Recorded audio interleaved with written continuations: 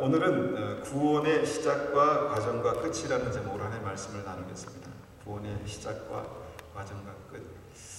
저희가 이 땅에 생명으로 태어나서 어린 유아기를 거쳐서 유년기, 그 다음에 청소년기, 장년기, 노년기를 거쳐서 주님 앞으로 가잖아요. 이 시작과 끝이 있습니다. 모든 것이 시작과 끝이 있다는 것이죠. 이 마이크도 어떤 사람이 이 마이크를 만들어야 되겠다 생각한 그때부터 어떤 시작이 있었겠죠. 그 다음에 이 마이크가 이제 얼마나 오래 갈까 생각했지만 요새는 오래 가는 것 같아요. 근데 이 마이크도 끝이 있습니다. 모든 것이 다 시작과 끝이 있습니다. 구원에도 그러면 시작과 과정과 끝이 있을까?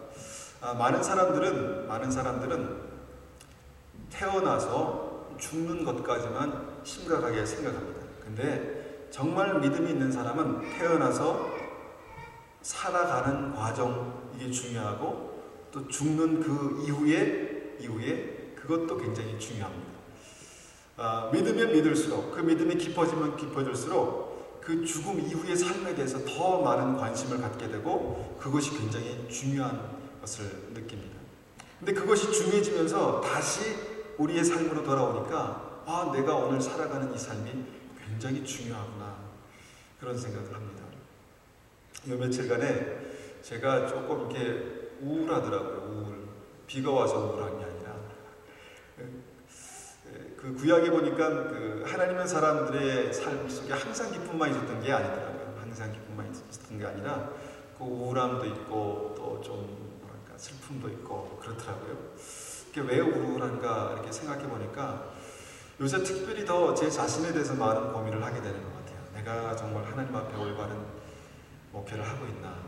내가 정말 모든 한 분 한 분을 구원의 길로 그렇게 인도를 잘 하고 있나? 주님께서 내 삶을 통해서 주님 역사하시고 계신가? 이런 고민들을 하면서 한 분 한 분의 삶이 굉장히 중요한 거예요. 한 분 한 분의 삶이 중요하다고 제가 점점 더 알면 알수록 제 위치가, 제 삶이 굉장히 또 중요한 거예요. 중요하더라고요. 그러니까 굉장히 무겁기도 하고 또 한 분 한 분을 위해서 기도할 때 믿음의 혹시 이제 어려움 가운데, 믿음이 연약함 가운데 있는 분을 뵐 때는 이게 막 제 마음속에 낙심이 되고 괴로움이 되고 무거움이 되더라고요. 그래서 전체적으로 봐서는 좋은 거라고 생각합니다. 그렇지만 제 마음속에 그런 것이 있다는 것을 보게 됩니다. 구원에도 이렇게 시작과 과정과 끝이 있는데 그 구원의 시작이 무엇인가 보니까 구원의 시작은 단적으로 말하면 하나님의 사랑입니다. 하나님께서 우리를 사랑하십니다. 하나님께서 우리를 너무 사랑하십니다. 얼마나 사랑하실까? 여러분 그 느낌이 있으십니까? 하나님께서 우리를 사랑하실 때 생명을 주시기까지, 그 아들, 자녀들이 얼마나 소중합니까? 그 자녀를 주시기까지 우리를 사랑한답니다.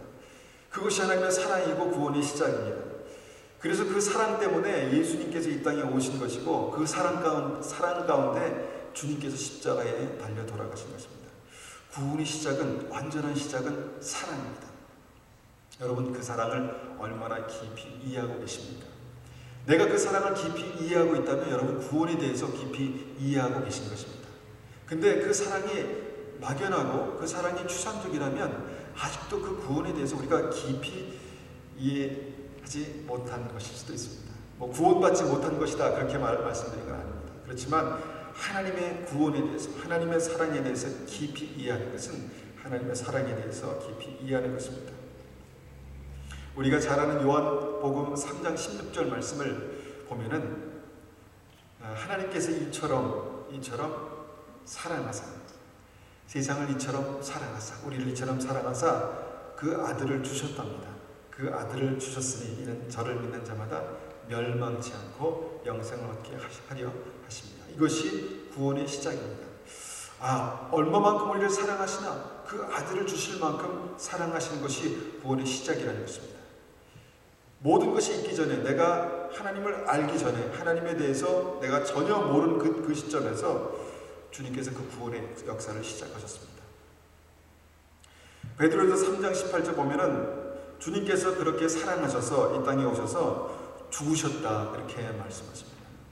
그리스도께서 한 번 죄를 위해서 죽으사 의인으로서 불의한 자를 대신하였으니 이는 우리를 하나님 앞으로 인도하려 하심이라. 육체로는 죽임을 당하시고 영으로는 살리심을 받으셨으니. 여러분, 누구를 위해서 죽는 것이 쉽지 않습니다. 누구를 위해서 희생하는 것이 쉽지 않습니다. 진짜 사랑은 진짜 희생하는 것입니다.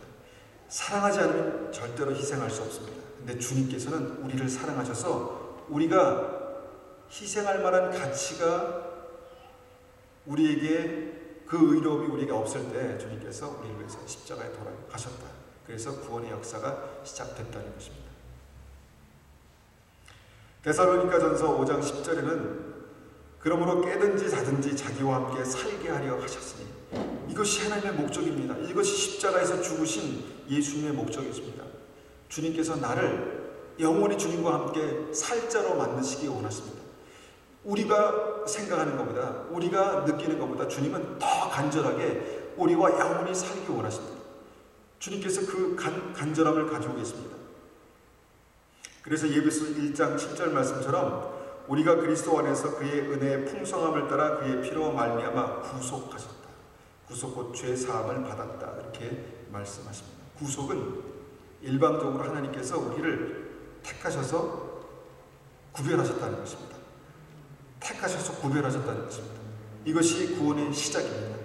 여러분, 한 분 한 분은 주님의 그런 놀라운 은혜 가운데 있는 것입니다. 주님께서 사랑하셔서 죽으시고 택하셔서 구별하셨다는 것입니다. 여러분, 그것이 우리의 구원의 시작입니다.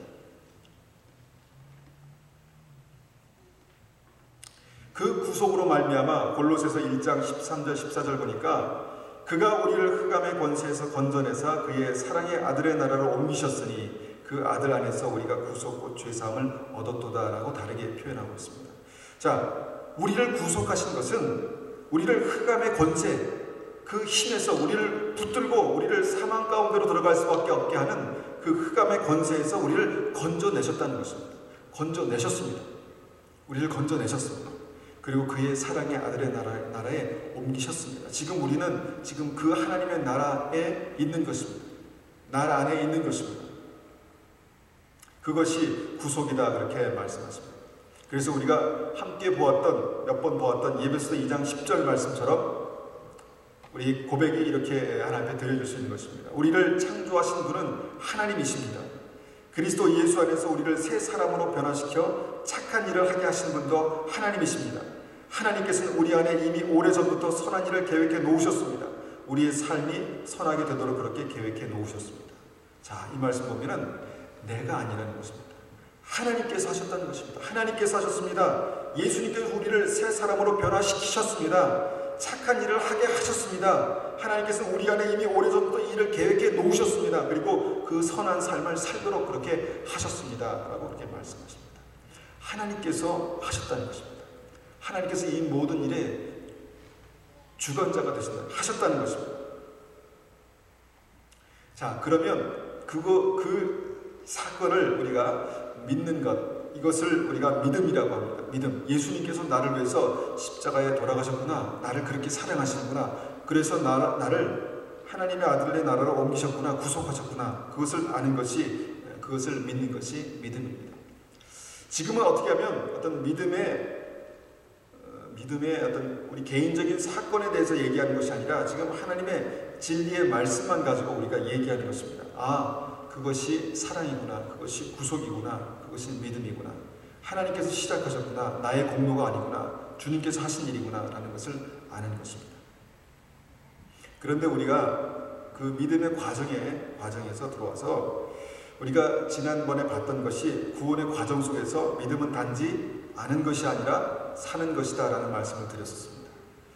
아, 그러면 믿음으로 내가 구원을 받았는데 그 믿음이 뭔가에 대해서 우리가 얘기할 때 믿음은 이제 아는 것이 아니라 지식의 어떤 아니라 그 믿음을 가지고 그거 아는 것을 가지고 사는 것이 믿음이다 그렇게 말씀드렸습니다. 이것이 믿음의 과정입니다. 굉장히 중요합니다. 야고보서 2장 26절에 영혼 없는 몸이 죽은 것 같이 행함이 없는 믿음은 죽은 것이라. 그러니까 믿음이 죽은 믿음일 수도 있다라는 것을 말씀드렸습니다. 믿음으로 살지 않는 믿음은 죽은 믿음이다.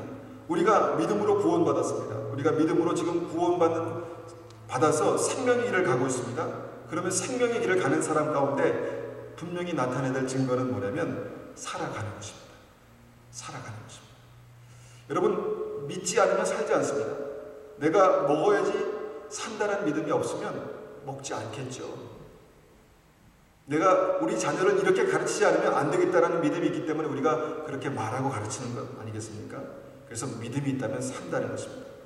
빌립보서 2장 10절에 그렇게 살아가니까, 살다 보니까, 그러므로 나의 사랑하는 자들아, 너희가 나 있을 때뿐 아니라 더욱 지금 나 없을 때에도 항상 복종하여 두렵고 떨림으로 너희 구원을 이루라. 그렇게 살아가다 보니까 두렵고 떨림이 있다는 것입니다. 내 마음속에 믿음으로 살아가는 나의 삶 가운데 그렇게 살다 보니까 항상 복종할 것이 있고 두렵고 떨림으로 주님을 따라가는 그 삶이 있다는 것입니다. 여러분, 이것이 과정입니다. 내가 믿음이 있다면 두렵고 떨림으로 살아가는 것입니다. 내가 믿음이 있다면 주님 말씀에 주님께서 이것을 원하시는구나 라고 생각하면서 복종하는 것입니다. 그래서 믿음은 세상 사람들과 다른 것입니다. 다르게 사는 것입니다. 믿음은 세상 사람들과 다르게 사는 것입니다. 다시 말해서 믿음은 세상 사람과 다르게 사는 삶을 통해서, 그의 삶을 통해서 하나님을 봅니다. 하나님의 임재를 보는 것입니다. 자, 믿음을 가지고 살아가는 삶 속에 하나님의 임재, 그의 삶 속에 하나님의 임재를 보는 것이 믿음이다라는 것입니다. 만약에 어떤 사람이 믿음이 있다고 하는데, 믿음이 있고 구원받았다고 하는데 그의 삶 속에서 하나님을 만날 수 없다면, 하나님을 볼 수 없다면 그것은 이 과정 속에서 믿음이 아닌가 믿음인가를 다시 되짚어 봐야 합니다. 살아있는 믿음인가 죽어있는 믿음인가를 다시 되짚어 봐야 한다는 것입니다. 그래서 믿음이 있는 사람은 반드시 세상 사람들과 다르게 살아가게 합니다. 우리가 앞으로 읽을 몇 군데 말씀은 우리 성경 버전이 개역 개정 성경과 그 다음에 쉬운 성경으로 이렇게 섞여 있는데, 한번 전체적인 말씀을 우리가 이해하기 위해서 우리가 다른 버전으로 좀 보도록 그렇게 하도록 하겠습니다. 예배소서 4장 17절 32절 우리가 전체는 다 읽지 않겠지만 17절 22절 24절 말씀 보면 이렇습니다. 나는 주님의 이름으로 여러분에게 강하게 권고합니다. 믿지 않는 사람들이 생각하고 행동하는 것처럼 살지 마십시오. 자, 이것도 두 번째로 설명드립니다. 이것은 믿는 사람들에게, 믿는 예배소 교인들에게 주님 말씀하신 것입니다. 나는 주님의 이름으로 여러분에게 강하게 권고합니다. 구원받은 사람들에게 말하는 겁니다. 믿지 않는 사람들이 생각하고 행동하는 것처럼 생각하지 마십시오. 살지 마십시오. 그렇게 권고합니다. 옛 모습을 벗어버리십시오. 옛사람은 한없는 욕망으로 점점 더 눈이 어두워져 더 악하고 더러운 모습이 될 뿐입니다. 이제는 새 사람이 되어 하나님의 모습처럼 선하고 거룩하게 살아가십시오. 이것이 믿음의 과정입니다. 생명을 얻었고, 그 은혜로 말미암아 생명을 얻었고 구원받은 하나님의 백성들은 그 믿음을 가지고 이제 이렇게 살아야 하는 것입니다. 두렵고 떨림으로 그 구원이 이루어지기까지 우리가 이렇게 살아야 한다는 것입니다. 믿지 않는 사람들에게 주신 말씀이 아니라 믿는 사람에게 주신 말씀입니다.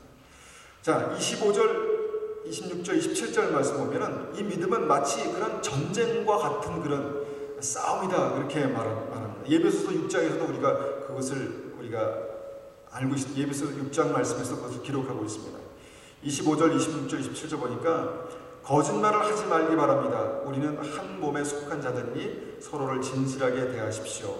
화가 나더라도 죄를 짓지 말며 해가 지기 전에 화를 풀기 바랍니다. 그렇지 않으면 사단이 여러분을 공격할 수 있도록 놔두는 것이 됩니다. 얼마나 어렵습니까? 거짓말하지 않고 살아가는 것이 얼마나 어렵습니까? 하얀 거짓말이라는 그런 말도 있지만 거짓말을 하지 않고 살아가는 것 정말 어렵습니다. 그리고 화를 내지 않는 것 얼마나 어렵습니까? 저도 막 순간순간 화가 나고 그럴 때가 있습니다. 근데 화가 나더라도 죄를 짓지 말며 해가 지기 전에 화를 풀기 바랍니다. 그렇게 말씀하면서 그것이 왜 그런가 하면 사단이 여러분을 공격할 수 있도록 그렇게 놔두는 것이 되기 때문이다. 그렇게 말씀합니다. 여러분, 죄는 그냥 죄로 끝나지 않습니다. 죄는 우리를 심각한 영적인 싸움 가운데로 싸움 가운데서 사단의 공격을 허용하는 그런 일로 그렇게 결론이 납니다. 죄가 그냥 우리 마음속에 우리 심령 가운데 있으면 나는 죄인이구나. 내가 이것을 회개해야지 주님 앞에 온전히 설 수 있는데 로 끝나지 않고 그 죄가 사단의 공격의 통로가 된다는 것입니다.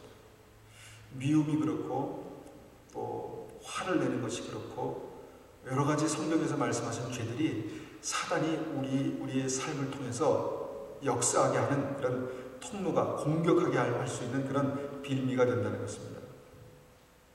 28절, 29절 계속 말씀합니다. 도둑질하는 사람이 있으면 도둑질을 그만두고 새로운 마음으로 일을 시작하십시오. 그 손으로 열심히 일하여 오히려 어려운 사람을 도우며 살아가십시오. 말을 하려거든 남의 험담을 하지 말고 다른 사람을 칭찬하는 유익한 말을 하십시오. 여러분의 말을 듣는 사람들이 도움을 받을 것입니다. 다시 한번 여러분들에게 리마인드 시켜드리면 이것은 믿는 사람들에게, 믿는 예배소 교인들에게, 중직들에게 하신 말씀입니다. 근데 혹시 보니까 이 말씀을 들어야 되는 사람들 중에서 도둑질하는 사람이 있었던 것 같습니다.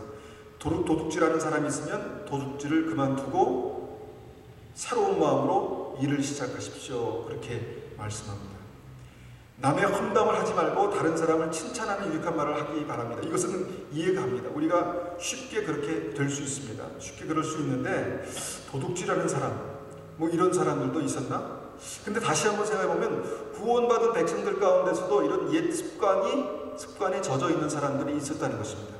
그런데 그것이 과정입니다.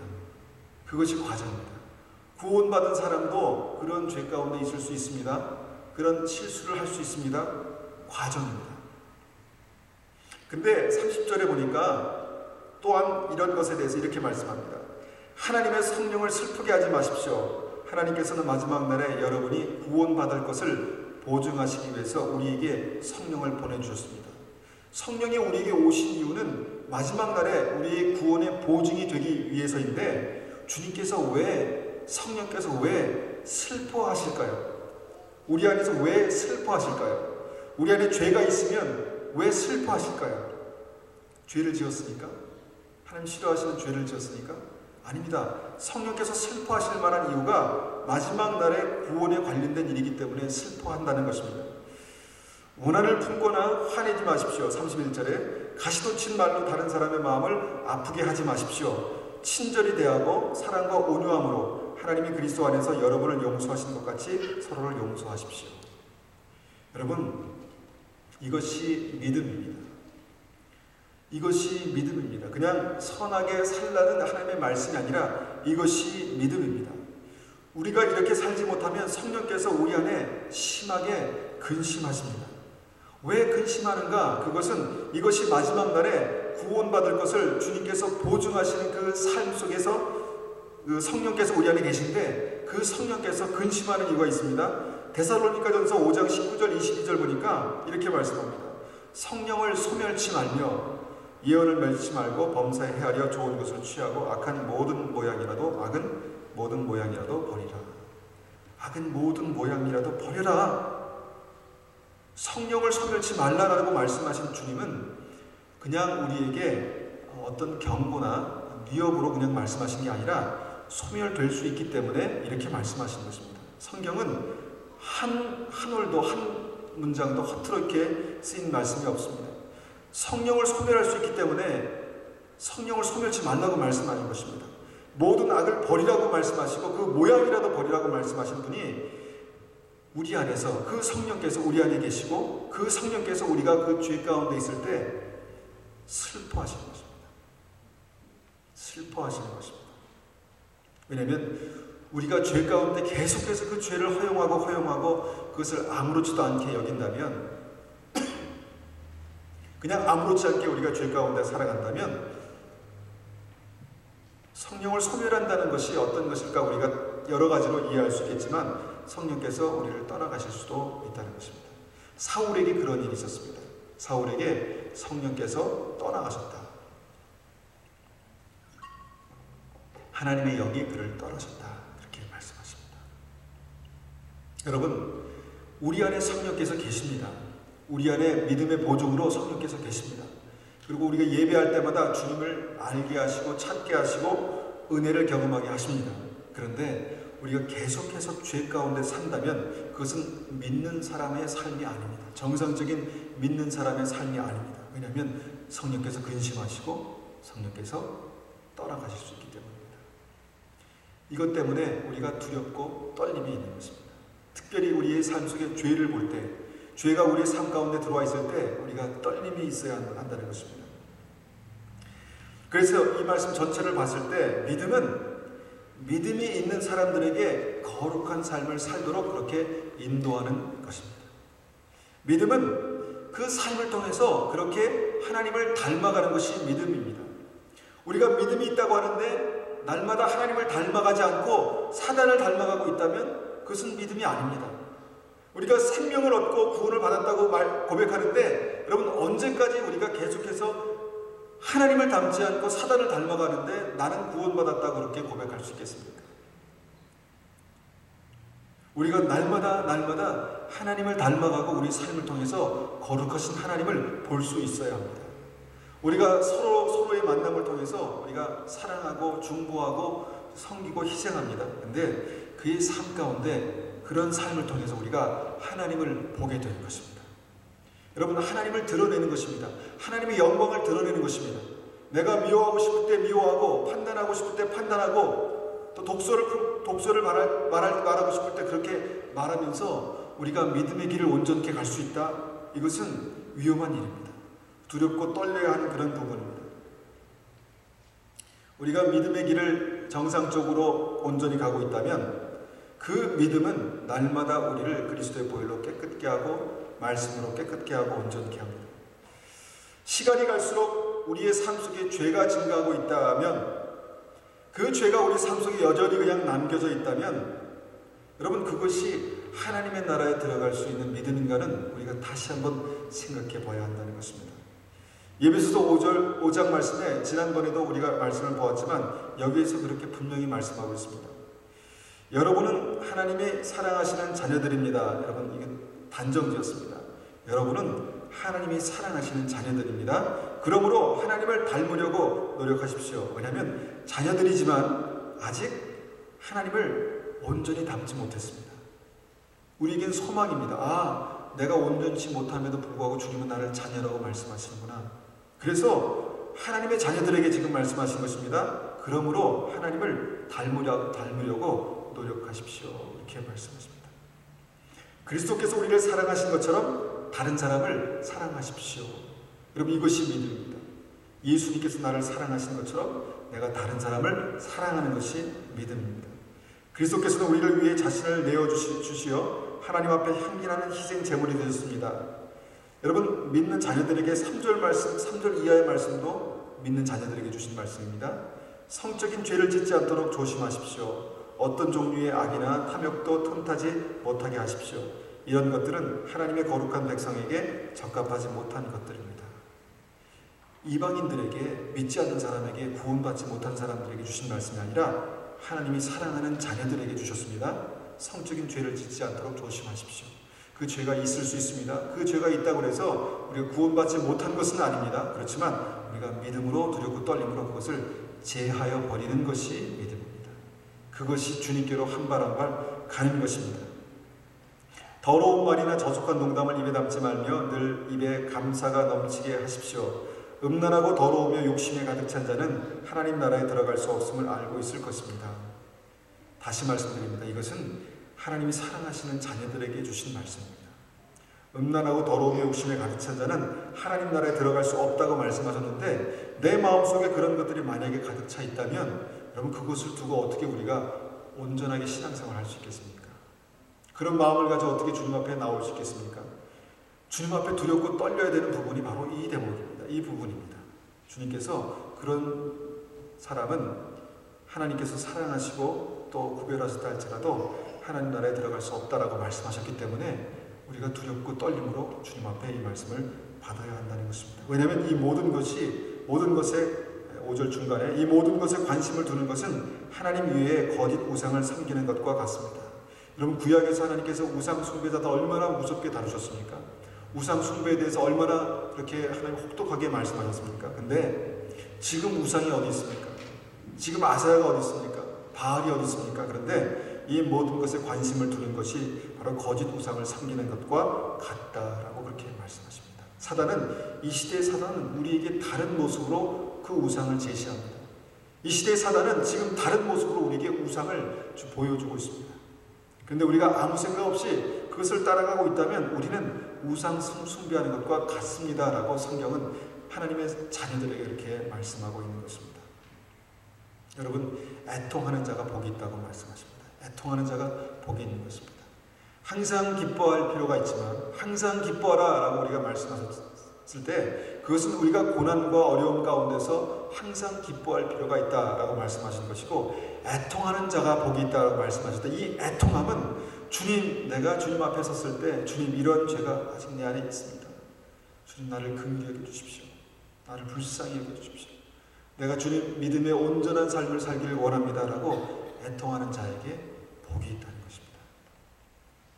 예배소서 말씀이 이렇게 믿음의 시작으로부터 해서 믿음의 과정들을 정리하고 있습니다. 구원받은 백성이고 하나님 앞에 선택받은 그런 하나님 백성임에도 불구하고 그런 사람이 믿음의 과정, 이런 삶을 살아가야 되는 것에 대해서 말씀하고 있다는 것입니다. 여러분, 한 구절이 아니라 이 전체가 다 믿음입니다. 예배소서 말씀 우리가 집중해서 보고 있지만 한 구절이 아니라 전체가 다 믿음인 것입니다. 여러분, 믿음은 씨앗과 같습니다. 씨앗이 땅에 뿌려주면 그 순간 아무것도 없는 것 같습니다. 그러나 그 씨앗에 생명이 있으면 반드시 뿌리가 내려지고 잎이 나고 열매가 맺어집니다. 여러분, 생명이 살아있다는 증거는 분명히 그 삶을 통해서 볼 수 있습니다. 시간이 지나면 자라나게 됩니다. 시간이 지나면 반드시 열매를 맺게 됩니다. 우리의 믿음도 마찬가지입니다. 우리가 믿음이 있다면 반드시 뿌리를 내리고 반드시 잎사귀가, 푸른 잎사귀가 보이게 되고 열매를 맺게 되는 것입니다. 왜냐하면 이 믿음은 생명이기 때문입니다. 생명이 있으면 그 끝에서 그 생명을 확인하게 됩니다. 주님은 바울을 통해서 예배소의 교인들에게 이런 말씀을 주셨습니다. 그런데 성경의 마지막 권인 요한계시록을 보면은 주님께서 이 예배소 교회에게 다시 말씀하시는 부분이 있습니다. 여러분 아시죠? 예배소 교회에게 다시 말씀을 주십니다. 그런데 이 말씀은 처음에 바울에게 주셨던 그 말씀과 비교해보면 분명한 차이가 있습니다.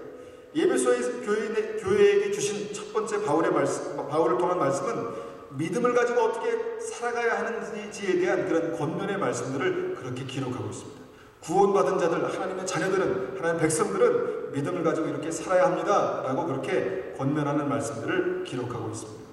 근데 계시록에서 사도 요한을 통해서 주신 예배소 교회에게 주신 말씀을 보면은 믿음으로 어떻게 살았는가에 대한 판단, 주님의 판단, 그 판단에 대해서 말씀하십니다. 과정을 주님께서 말씀하신 다음에 나중에는 그 과정의 끝에서 내가 그럼 그 말씀을 어떻게 살았는가에 대한 판단을 계시록에서 말씀하신다는 것입니다. 그래서 예배소의 말씀보다 계시록에서 주신 예배소 교회에게 주신 말씀은 굉장히 단호하고 좀 무겁습니다. 요한계시록 2장 말씀 보면은 제가 한번 읽어보겠습니다. 우리 한번 같이 읽어보겠습니다. 자, 1절부터 5절까지 한번 같이 읽어보겠습니다. 자, 시작. 예배소 교회의 사자에게 편지하라. 오른손에 있는 7 별을 붙잡고 7 금촛대 사이를 거니시는 이가 이르시되 내가 내 행위와 수고와 내 인내를 알고 또 악한 자들을 용납하지 아니한 것과 자칭 사도라되 아닌 자들을 시험하여 그의 거짓된 것을 내가 드러낸 것과 또 내가 참고 내 이름을 위하여 견디고 게으르지 아니한 것을 아노라. 그러나 너를 책망할 것이 있나니 너의 처음 사랑을 버렸느니라. 그러므로 어디서 떨어졌는지를 생각하고 회개하여 처음 행위를 가지라. 만일 그리하지 아니하고 회개하지 아니하면 내가 내게 가서 내 촛대를 그 자리에서 옮기리라 말씀하십니다. 예배소서에서 말씀하신 그 말씀과 분위기가 사뭇 다릅니다. 주님께서 내가 이렇게 사는 것을 내가 보았다. 내 삶을 보았다. 내 행위를 내가 안다. 그렇게 말씀하십니다. 그 계시록의 7 교회에게 주신 말씀 중에서 많은 부분에 주님께서는 내가 내 행위를 알고 있다 그렇게 말씀하셨습니다. 이 말씀을 차라리 주님께서 내 믿음을 알고 있다, 내 중심을 알고 있다 그렇게 말씀하셨으면 더 은혜가 될 텐데, 더 이해가 빠를 텐데, 주님은 단적으로 내가 내 행위를 알고 있다 그렇게 말씀하셨어요. 왜 그렇게 말씀하셨습니까? 왜 그렇게 말씀하실 거라고 생각하십니까? 그것은 그 믿음은 삶이기 때문입니다. 믿음은 삶이기 때문입니다. 주님께서 이 판단을, 주님께서 어떻게 판단하고 계신지를 에베소 교회에게 성경의 맨 마지막 권에서 말씀하시면서 내가 회개하지 아니하면 내가 가서 내 촛대를 그 자리에서 옮기리라 그렇게 말씀하십니다. 마지막 회개를 주님께서 말씀하는 것입니다. 마지막 회개를 주님께서 말씀하고 있습니다. 여기서 내 촛대를 그 자리에서 옮기리라 라는 말씀은 아주 특별한 의미입니다. 왜냐하면 요한계시록 1장 20절 말씀 보면 20절 제가 한번 읽어보겠습니다. 내가 본 7 금촛대와 지금 내 오른손에 있는 7 별의 비밀은 이것이다. 7 금촛대는 7 교회며 라고 말씀하십니다. 그러니까 7 금촛대는, 이 촛대는 교회다는 것입니다. 교회. 이 촛대는 교회인데 촛대가 옮겨진다는 말씀은 교회의 자격, 교회로서 내가 더 이상 너를 교회라고 생각하지 않겠다라는 말씀, 교회의 자격을 박탈하시겠다는 그런 의미입니다. 사람들이 모여있기 때문에 예배소 교회가 된 것이 아니라 주님께서 예배소 교회를 교회로 인정하시기 때문에 예배소 교회가 된 것입니다. 사람들이 모여있기 때문에 교회가 아니라 주님께서 인정하시기 때문에 교회라는 것입니다. 그럼 이 시대에 이런 기준으로 본다면 어떤 교회가, 얼마나 많은 교회가 주님께서 인정하시는 교회가 될까 생각해 봅니다. 여러분, 교회라고 이름을 붙여 있지만 주님께서 교회라고 여기시지 않는 교회도 있을 수 있습니다. 그것이 말씀입니다. 예비소 교회에게 지금 그 경고를 하고 계십니다. 내가 지금은 너를 교회라고 인정하고 있지만 내가 회개하지 않고 돌이키지 아니하면 내가 너의 교회로서의 자격, 내가 더 이상 너를 교회로 그렇게 생각하지 않겠다라는 그런 말씀인 것입니다. 그런데 더 놀라운 것은 그 이유가 무엇인가 보니까 그 이유가 처음 사랑을 버렸다는 것입니다. 교회가 처음 사랑을 버렸다. 어떻게 보면은 사랑을 버린 것 때문에, 처음 사랑을 버렸다는 그것 때문에 이렇게까지 무겁게 말씀하시나? 라는 생각을 합니다. 사랑을 버렸다는 것은 무슨 의미일까 생각해 보니까 그 사랑이 어떻게 보면 계속 증가한 것이 아니라 계속 감소했었고 그 감소인 어떤 그 끝에 가서는 그 사랑을 찾아볼 수 없었다라는 것입니다. 사랑을 잃어버렸다는 것입니다.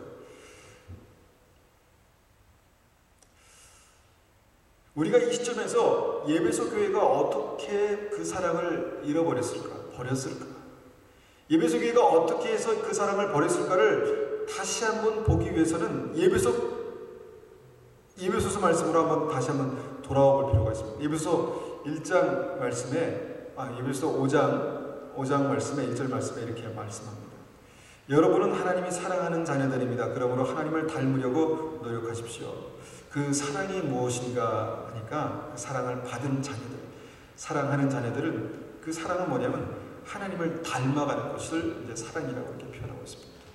여러분, 사랑하면 닮게 되는 거 아시죠? 여러분, 사랑하면 닮게 됩니다. 그런 것 같아요. 이 많은 부부들을 보면 사랑하면 닮게 됐습니다. 근데 우리와 하나님과도 마찬가지입니다. 하나님 그 사랑을 어떻게 정리하냐면 하나님을 사랑하는데 그 사랑하는 자녀들은 하나님을 닮으려고 노력하라 그렇게 말씀하십니다. 그 마지막에 사랑의 끝을 살아보니까 사랑의 끝에서 보니까 그 사람이 하나님을 하나도 닮지 않았습니다. 그의 말도 하나님을 닮지 않았고 그의 인격도 하나님을 닮지 않았고 모든 것이 하나님을 닮지 않았습니다. 그런데 하나님을 믿는다고 말합니다. 그런데 주님께서는 그 예배소 교회에게 사랑을 버렸다 그렇게 말씀하신 것입니다. 2절 말씀 봅니다. 2절에서는 그리스도께서 우리를 사랑하신 것처럼 다른 사람을 사랑하십시오. 이것이 사랑입니다. 주님께서 말씀하신 사랑입니다. 그리스도께서는 우리를 위해서 자신을 내어주시어 하나님 앞에 향기나는 희생제물이 되셨습니다. 여러분, 믿음은 사랑을 버리지 않는 것입니다. 믿음의 끝은 그 하나님께서 그 사랑을 확인하시는 것입니다. 근데 그 사랑이 뭔가 하니까 다른 사람을 사랑하는 것이라고 말씀하십니다. 여러분 사랑하십니까? 교회 안에서 다른 사람들을 사랑하십니까? 여러분 성경이 말하는 사랑은 나에게 잘해주고 고마운 사람을 사랑하는 것은 누구나 다 할 수 있는 사랑입니다. 그러나 성경에서 말씀하신 사랑은 극단적으로 내 원수까지도 사랑할 수 있는 그 사랑을 말씀하는 것입니다. 그렇다면 우리가 교회 안에서 우리가 교회로 주님 앞에 인정받기 위해서는 사랑하는 것이 드러나야 합니다. 사랑하는 말이 드러나야 합니다. 사랑하는 행동이 드러나야 합니다.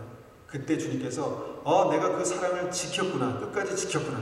아니면 그 끝에서 주님, 내가 그 사랑을 버렸구나, 네가 그 처음 사랑을 버렸구나, 그렇게 말씀하실 수 있는 부분이라는 것입니다.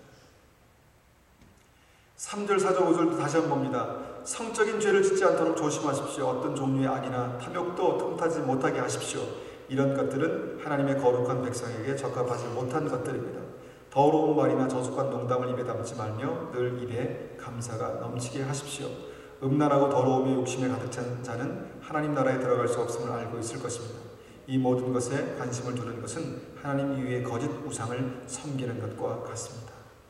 여러분 우리가 사랑을 하는 가운데 사랑하면서 사랑인가 아닌가가 헷갈리는 대목이 있습니다. 헷갈리는 부분이 있습니다. 그것이 뭐냐면 바로 정욕입니다. 정욕. 성경에서 말씀한 이 사랑은 우리가 앞서도 보았듯이 희생하는 사랑입니다. 다른 사람을 사랑하는 것입니다. 하나님을 닮아가는 것입니다. 근데 욕심은 뭐냐면 그 사랑에 욕심이 들어가는 것입니다.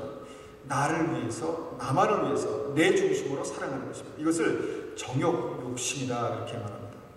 욕심이 잉태한 즉 죄를 낳고 죄가 장성한 즉 사망에 이른다고 말씀하신 그 욕심이 바로 정욕입니다. 여러분 성적인 죄는 탐욕입니다. 그냥 사랑, 글쎄요 사랑하는 것과 비슷하게 그렇게 표현될지 모르지만 성적인 죄는 탐욕입니다. 거룩한 백성에게 적합하지 못한 것이다 그렇게 말씀하십니다. 음란하고 더러운 것, 그것이 어떻게 보면 자기가 좋아하는 것을 사랑하는 것입니다. 그러나 그것은 욕심에 가득 찬 것이다 이렇게 말씀하십니다. 이런 것들이 사랑을 버린 것이다 이렇게 말씀하셨다는 것입니다. 그러니까 죄와 정욕과 이 모든 것들이 우상 숭배와 이 모든 것들이 다 이렇게 연관이 되어 가고 있는 것입니다.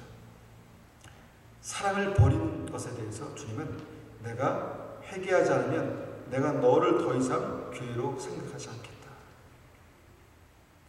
제가 이 말씀을 증거하는 이유가 있습니다. 그것은 뭐냐면 지금은 깨어날 때입니다.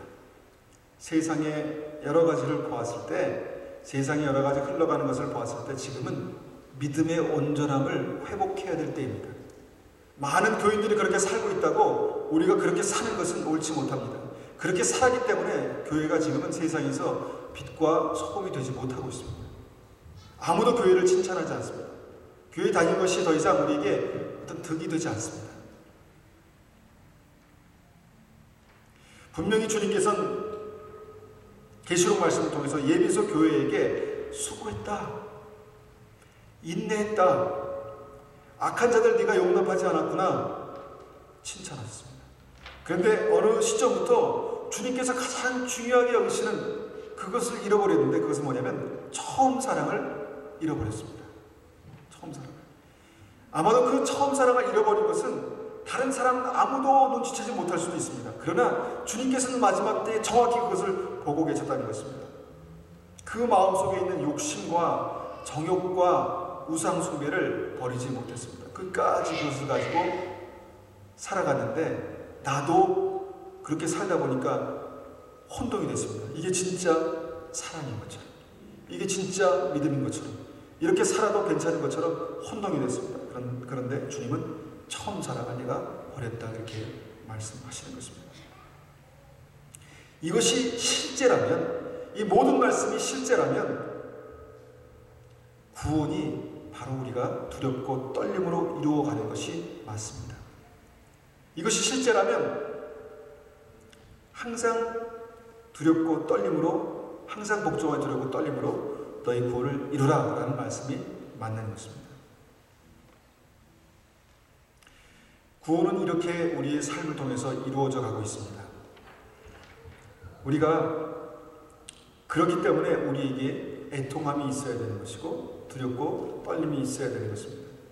이 모든 것의 마지막에 완성이 무엇인가 하면 계시록 2장 7절 말씀입니다.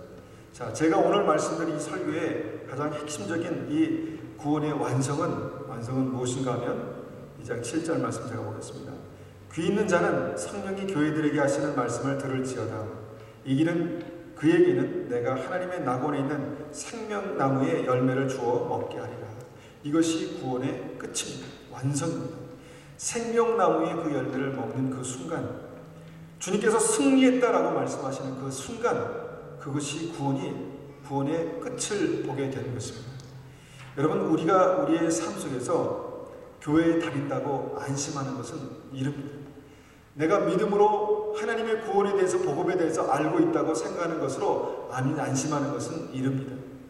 내가 믿음 안에서 살고 있는데 내 삶 가운데 하나님의 사랑이 열매 맺고 있지 않다면 우리가 다시 말씀으로 돌아가서 에베소서 말씀과 계시록 말씀을 우리가 보아야 합니다. 아니면 주님께서 우리의 삶을 통해서 그 구원의 완성을 보기 원하시기 때문에 그렇습니다. 주님께서 분명히 사랑하는 자녀에게 이 모든 말씀을 주셨습니다.